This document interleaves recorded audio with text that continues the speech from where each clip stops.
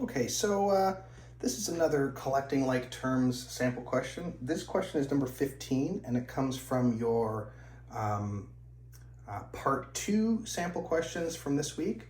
I think we worked on this one in class, but it's a good kind of sample question nonetheless. So maybe let's look at it again. And when we do these things, some multiplication is involved. And whenever we deal with multiplication, I like to have my handy chart just written down on the side somewhere.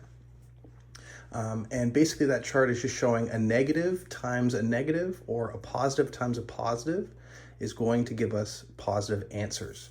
So like anytime we've got two negatives that we're multiplying or dividing from each other, our answers will always be positive. On the Texas Instruments, the negative button is this like plus minus flippy floppy button down here. So if I wanted to go -9 times -9, I'd go 9 and then that button times 9 and then that button, and I get positive 81. Okay, so a negative and a negative is always going to give us a positive, and the same with division, like -9 divided by -3 is going to give us positive 3 as an answer. Okay. Now, anytime the signs are different, like a negative times a positive or a positive times a negative, our answers will always be negative.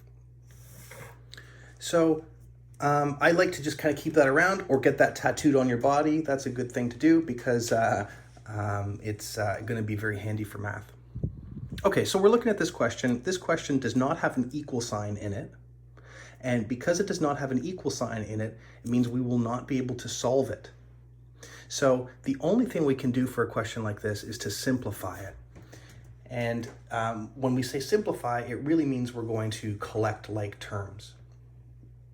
Now, what I like to do first, I mean, we've got this bracket here.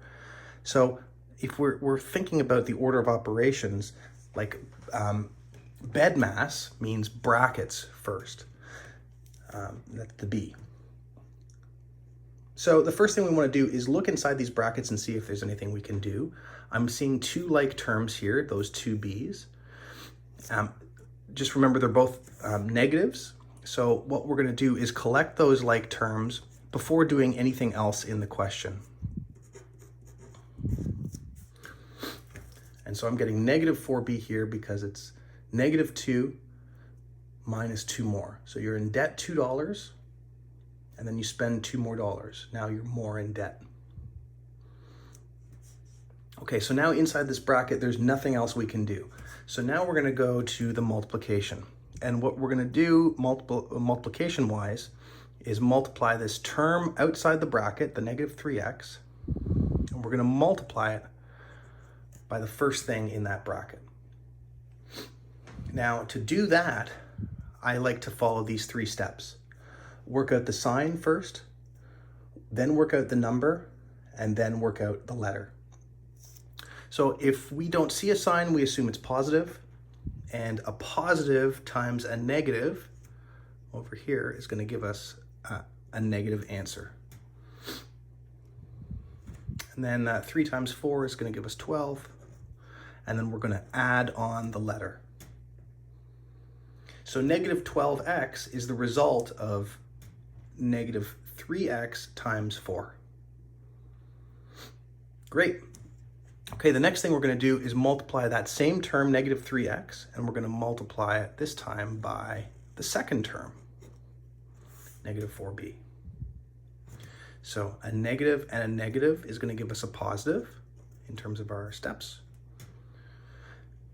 3 times 4 gives us 12. And then we're going to add on the letters. Now we've got 2 letters here, B and X. Always add on letters in alphabetical order. Okay, so I'm putting BX there and not XB. So this is a simplified version now of what that question was originally. There's less terms in it. These terms are not like terms, so we cannot combine them together. We've got to keep them separate. And we end up with -12x plus 12x bx, or 12bx. And that's a simplified version of that question.